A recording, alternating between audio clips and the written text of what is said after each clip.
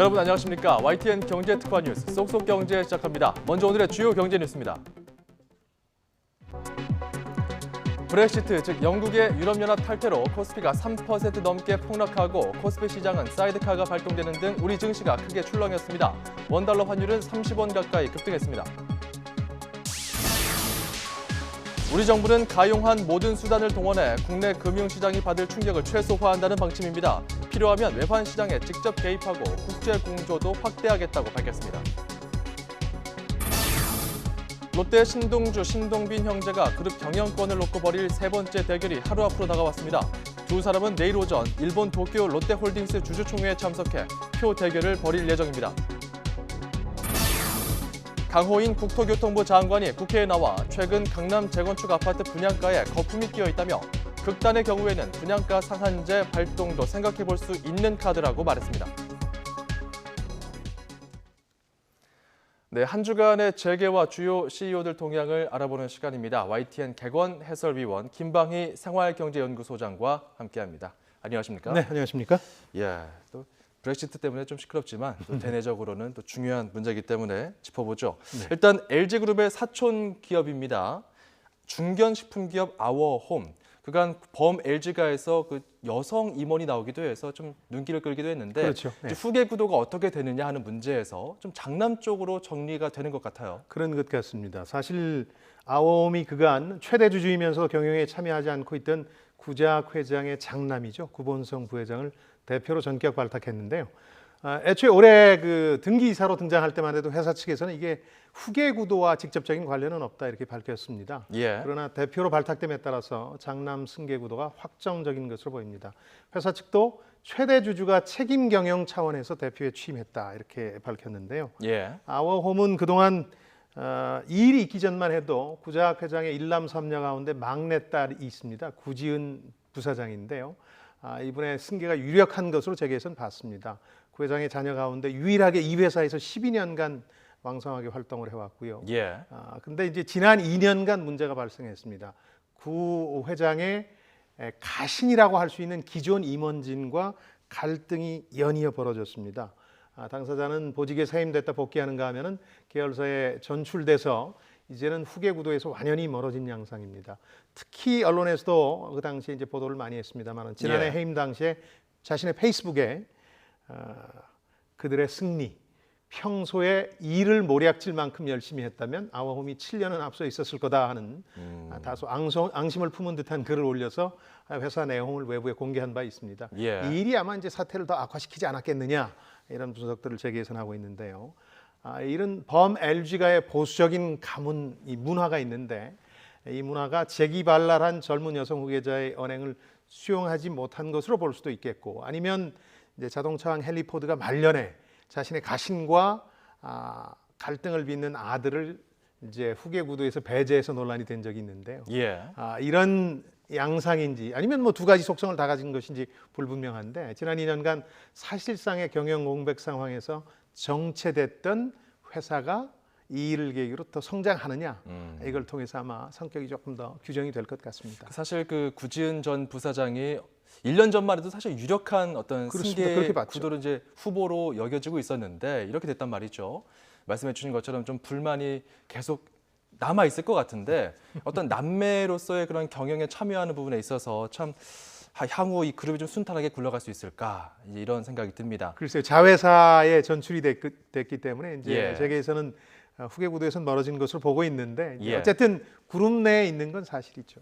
이 그룹의 남매 경영 이야기를 하면 또 상대적으로 역할의 분담이 좀 잘 되지 않았을까 싶은 게 신세계 그룹이거든요. 그렇죠. 네. 정현진 부회장과 그리고 정유경 백화점 부문 총괄 사장입니다. 역할이 좀 뚜렷하게 구분이 되면서 이들의 행보에 좀 관심이 많이 귀추가 주목되고 있는데 네. 그중에서도 우리 정용진 부회장 같은 경우는 서울 시내 면세점에 추가 진출 계획을 밝혔어요. 그렇습니다. 이제 정 부회장은 지난 화요일이었죠. 21일 서울 코엑스에서 열린 신세계그룹과 이제 협력사 106개사가 참여한 상생 채용 박람회에서 기자들하고 만나서 서울 시내 면세점 추가 진출 계획에 대해서 아직 뭐 확실하게 결정한 건 없다 이렇게 얘기를 하면서도 관심이 많은 건 사실이다 이렇게 밝혔습니다. 예. 정 부회장 얘기를 한번 직접 들어보죠. 네. 좋습니다. 면세점 추가 진출 네, 저희는 관심이 많습니다. 네. 하신다는 뭐 아직까지 결정 내린 건 없지만은 저희가 관심이 많은 건 사실입니다. 성공 가능성이 있다고 있습니다. 하시는 네, 거죠? 네 그렇습니다. 네. 네. 지난해 연말에 사실 서울 시내 면세점 사업자에 선정되지 않았습니까?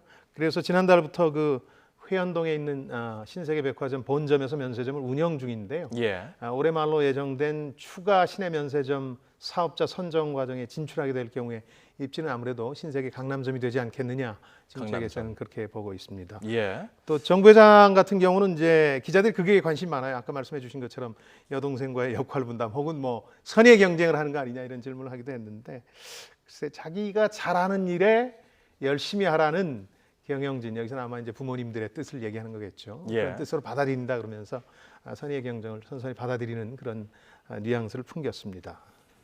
자, 그리고 요즘 그 CEO 리스크라는 단어가 또 심심치 않게 들리고 있습니다. 그렇죠. 네. 뭐 CEO 때문에 벌어지는 위기다 뭐 이런 내용 같은데 그렇습니다. 네. 정확하게 어떤 개념이고 이게 왜 요즘 부각되고 있는지 좀 정리해 볼까요? 네. CEO 리스크라는 게 이제 회사를 대표하는 사람이 최고 경영자 CEO 아닙니까? 예. 이 사람 신상에 문제가 생겼을 때 뭐 회사 전체의 경영이라든가 주가에 미치는 위험을 뜻합니다.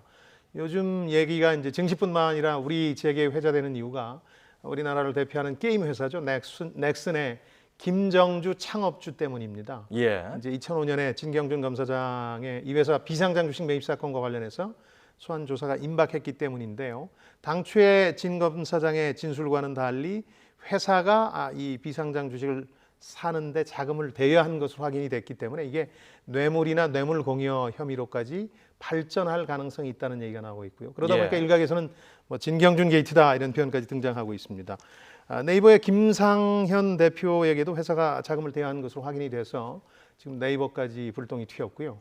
여기 아마 기억하실 겁니다. 가습기 피해와 관련해서 조사를 받은 존 리, 전 옥시 벤킷 레키저 대표가 지금 구글 코리아 CEO로 있거든요. 예. 그러다 보니까 구글 코리아도 CEO 리스크를 맡고 있는 셈이죠. 해필이면 그간은 이제 CEO 리스크가 거의 없다고 알려졌던 IT 벤처 분야에 이게 집중되고 있어서 이제 논란이 되고 있고요. 또 일전에 소개해드린 그 LG전자 조성진 사장 같은 경우도 지금 삼성전자와 세탁기 분쟁 과정에서 2심에서 물론 이제 파손 혐의에 대해서 무죄를 선고받긴 했습니다만 검찰이 대부분 선고를 결정했으니까 CEO 리스크를 갖고 있다. 해당 업체가 이런 얘기들이 지금 나오고 있습니다. 예, 그렇군요. 자, 이렇게 CEO들의 행보를 보면은 사실 좀 어떤 생각을 하고 있을까 좀 궁금할 때가 많이 있거든요. 예, 예. 여러 가지 정보를 가지고 정책 판단을 해야 되기 때문에 그룹의 경영을 이끌어야 되는 그런 중요한 자리에서 근데 또 이런 것들을 좀 엿볼 수 있는 게 바로 경영 목표 같은 어떤 연초에 제시하는 그런 경영 비전이랄지 그렇습니다. 이런 걸 좀 자세히 보면은 공통점도 좀 발견되고 그럴 것 같습니다. 최근에는 어떤 목표들이 제시되고 있습니까? 그러니까 이제 왜 교장 선생님 훈시 들으면 그 주의 학교 분위기가 거의 짐작이 되지 않습니까? 그렇죠. 그러니까 CEO들이 하는 말이라든가 이분들이 주도하는 행사를 보면은 재계 분위기 혹은 기업 분위기를 가늠할 수 있습니다. 네. 뭐 현장 경영, 품질 경영 같은 얘기들이 많이 나오는데 요즘은 단연 소통 경영 이 표현이 가장 많이 등장합니다. 소통 경영. 소통 경영. 네. 그만큼 우리 기업들 지금 분위기가 흉흉해지다 보니까 직원들과의 소통을 중시한다 이런 뜻일 텐데요.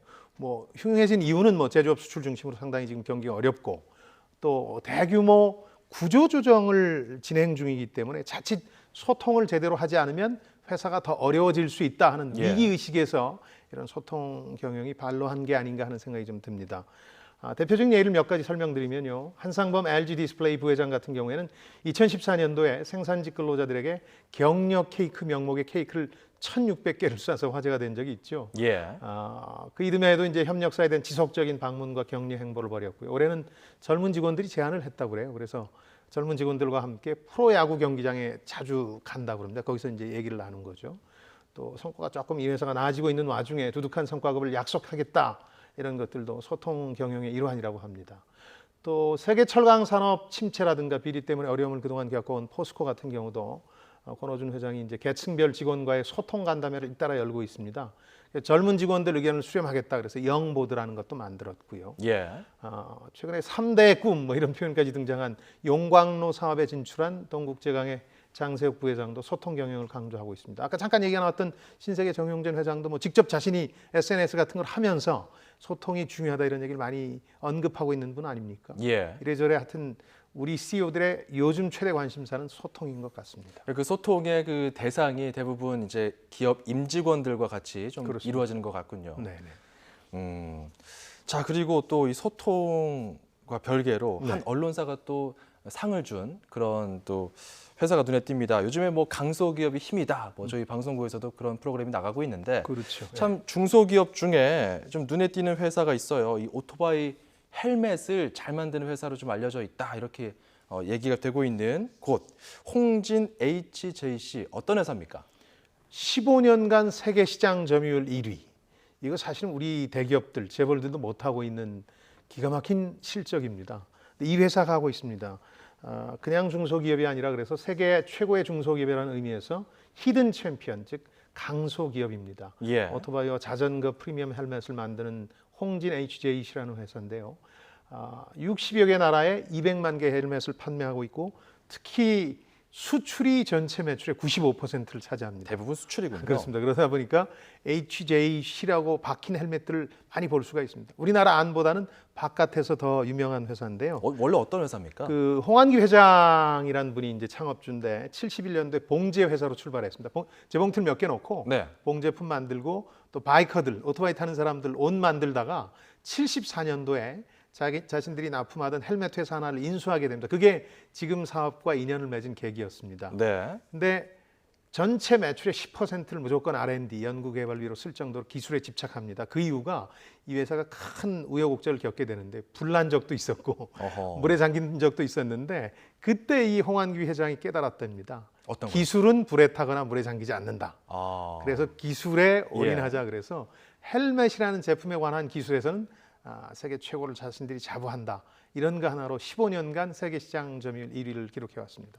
어떤 면에서는 또 이런 걸 봤을 때 국제 시장에서 인정을 받으려면 정말 단 하나의 독보적인 기술이 중요하다. 이렇게 좀 반추할 수도 있겠네요. 예, 그러니까 한 가지만 판다는 것도 중요할 수 있겠습니다. 히든 챔피언들의 어떤 공통점인데요.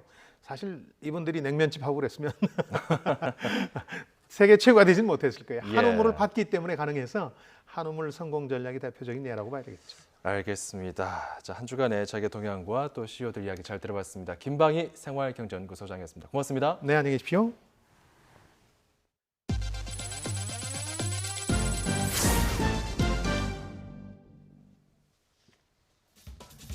SK 해운 소속 선박이 대서양 항해 중 화재로 조난한 선박의 선원 전원을 직접 구조했습니다. SK 해운은 현지 시간 지난 20일 자사 소속 벌크선인 K코랄호가 대서양 해상에서 화재로 조난한 타이완 회사 선박 선원 19명을 11시간에 걸쳐 구조했다고 밝혔습니다. 현재 조난 선원들은 K코랄호에 승선해 다친 곳을 치료받고 있습니다. 현대 로템이 2010년 미국의 이란 제재로 발생한 700억 원대의 미수금을 6년 만에 회수할 수 있게 됐습니다. 현대 로템은 이란 강요회의에서 디젤 동차 150량 사업에 대한 미수금 지급이 최종 승인됨에 따라 미국의 이란 제재로 발생한 미수금 763억 원을 오는 8월부터 세 차례에 걸쳐 분할 회수하게 됐다고 밝혔습니다.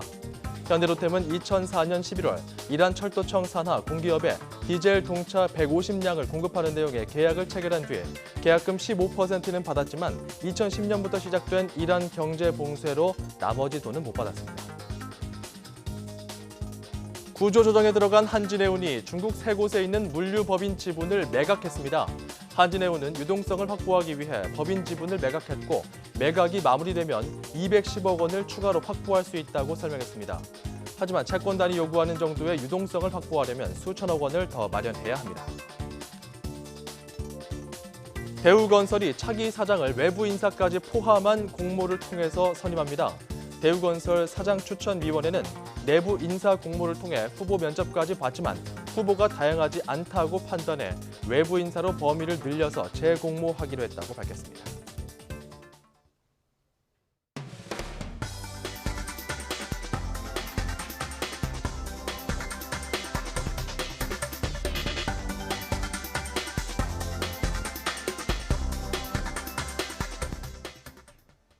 네, 쏙쏙경제 여기서 마칩니다. 잠시 후 저녁 6시에 뉴스통이 방송됩니다. 다음 주에 뵙겠습니다. 고맙습니다.